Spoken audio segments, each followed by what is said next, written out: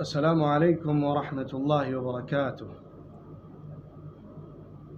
أيها السادة المستمعون الكرام، أيها الأفاضل الناظرون، أود أن أخاطب أولئك الإخوة الذين لهم إلمام باللغة العربية ولهم معرفة بلغة الضاد بلسان الواقع، بالواقع المعاصر الحاضر الراهن، في هذه الأمسية الإيمانية المباركة الرمضانية الجميلة التي تتنزل فيها الرحمات والبركات وتغشى عباد الله رحمة الله.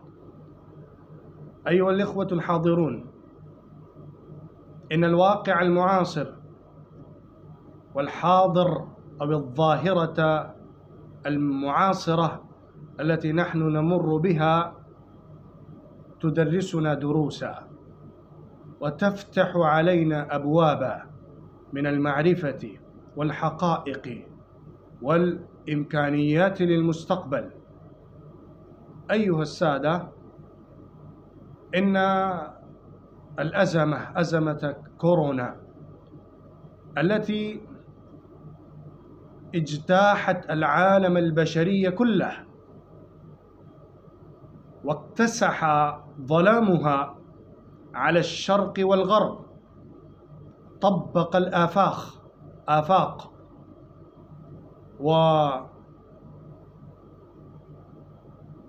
وإدلهم في الخافقين.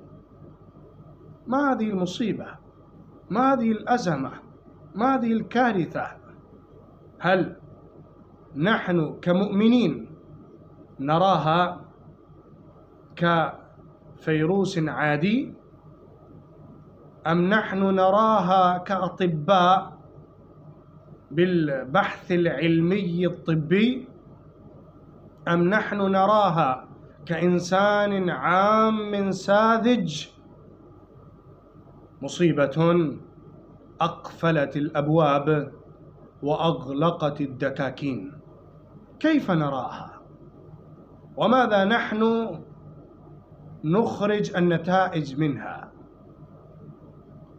كونوا معي أيها الإخوة لنتدبر في هذه القضية من منظور إيماني حتى نكون على نبراس ومصباح ومشعال نوراني إلهي لكي نقطع أشواطا مستقبلية بنجاح وخير وسعادة.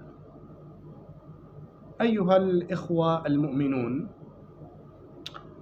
إن المصائب والكوارث والنوازل والآفات والعاهات لا تكون إلا من قدر الله، بأي وجه كانت ومن أي سبيل جاءت وعلى أي مدى ومستوى اتسعت، إنها من جناب الله سبحانه وتعالى، وهي من مظاهر قدرة الله جل وعلا، وهي حقائق لا تنكر ولا تجحد، وهي ثوابت لا تتغير ولا تنحرف ولا تضل ولا تزيغ. سنة الله، ولن تجد لسنة الله تبديلا. سنة الله في السماء، وسنة الله في الأرض، وسنة الله في الكائنات الحية وغير الحية كلها.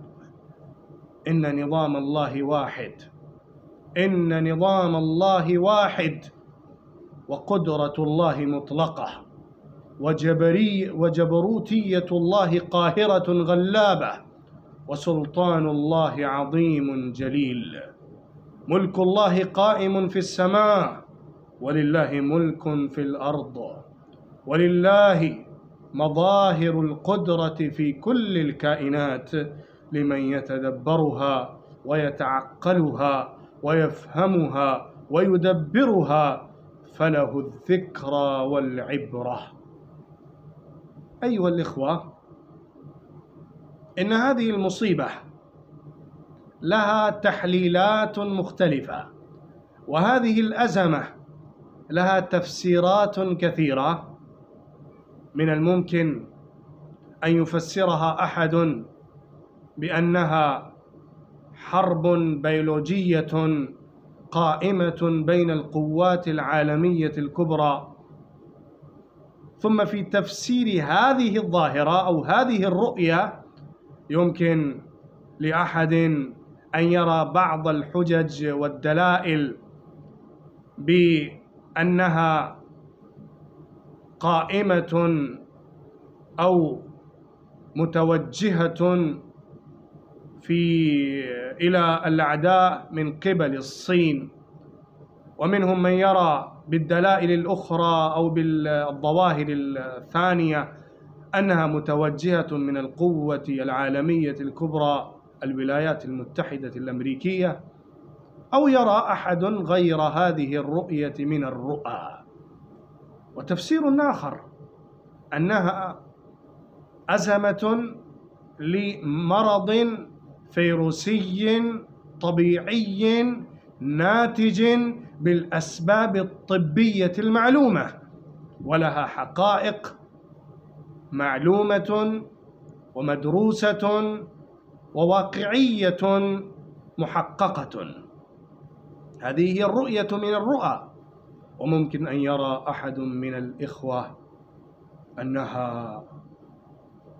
أنها غول من الغول، شياطين، فيصاب بالأوهام والخرافات ما لا مكان لها في العقل المعاصر الذي يربط بين الأسباب والمسببات الظاهرة. ومن هنا نعلم أن المؤمن الصادق، المؤمن الذي يؤمن بقدرة الله، المؤمن الذي يرى جبروت الله، المؤمن الذي يتيقن في ملكوت الله من السماوات إلى الأرض، يؤمن إيمانا صادقا جازما أن التفسيرات كلها وأن التحليلات كلها وأن الإمكانات كلها لا تفسر إلا أن قدرة الله نافذة، وأن سلطان الله قائم، وأن جبروت الله متحققة، وأن غلبة الله جارية.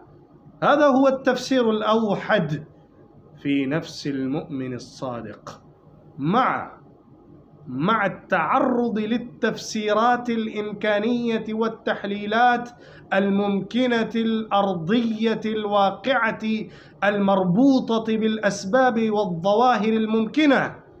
لا بأس بها ولا حرج في التعرض لها، ولا بأس في التفسير الإمكاني السببي الدنيوي.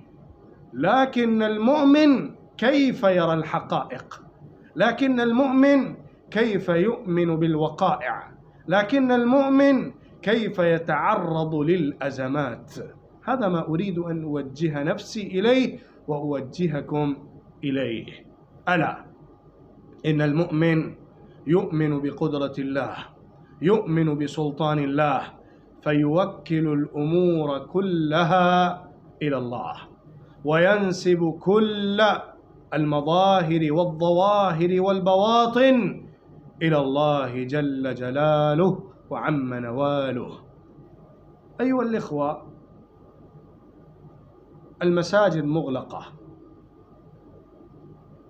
الأسواق مغلقة، الأحياء مغلقة، المطارات مغلقة، المحطات مغلقة، وسائل الانتقالات مقفلة. الإنسان محبوس في بيته، المرء محصور في داره، كأن الدنيا تواجه القيامة، كأن الأرض ترى الفناء قبل حدوث الفناء الأخير. الدنيا من شرقها إلى غربها، الأرض من شمالها إلى جنوبها، متأثرة بهذه الأزمة ومقفلة تماما أو شبه تمام. أليست هذه إشارة صريحة إلى أن القيامة تقع وكل الدنيا تفنى وتبيد، كل الأرض تتهدم، كل الأبنية تنكسر، السماوات والأرض تفنيان، السماء تنفطر، الأرض تتزلزل، النجوم تتناثر، الجبال تسير كسير الصوف، الدنيا كلها تسير إلى الزوال. إشارة من الله جل جلاله للمؤمنين الذين يؤمنون بقدرة الله أن سلطان الله قائم وسلطان سلاطين الأرض زائل. أين سلطان أمريكا؟ أين سلطان روسيا؟ أين سلطان الصين؟ أين سلطان البلدان الأوروبية؟ أين سلطان الممالك الإفريقية؟ أين سلطان البلاد الآسيوية؟ أين العالم العربي؟ أين العالم الإنساني كله؟ أين العالم الإسلامي والإنساني كله؟ ماذا أصاب الدنيا؟ ماذا أصاب الإنسان؟ إن المؤمن يؤمن بأن الدنيا تسير إلى القيامة وستقع القيامة وتفنى كل حي وتفنى كل الدنيا ويفنى كل حي حتى يحشر عند الله بعد ذلك. ماذا نعمل في هذه الأزمة؟ أو ماذا واجبنا نحو هذه الوقائع الحادثة أمامنا؟ أريد أن أنبه إلى نقطتين. النقطة الأولى، يجب علينا أن نربط صلتنا بالله جل وعلا ربطا قويا، وأن نؤمن في القلب إيمانا جازما راسخا، ونلقي هذا الإيمان في قلوب الناس جميعا أن قدرة الله غالبة وقدرة كل قدير دنيوي زائلة، سلطان الله باق وسلطان سلاطين الأرض زائل. هذه الرسالة المبدئية الجميلة العظيمة لابد أن نرسلها من الله سبحانه وتعالى إلى كل الإنسانية، المؤمن وغير المؤمن. الرسالة الثانية مني أيها الإخوة، الرسالة الثانية خدمة الإنسانية، خدمة البشرية، أو بتعبير آخر أقول الدعوة إلى الله بالطريق العملي، ألا وهو خدمة البشر.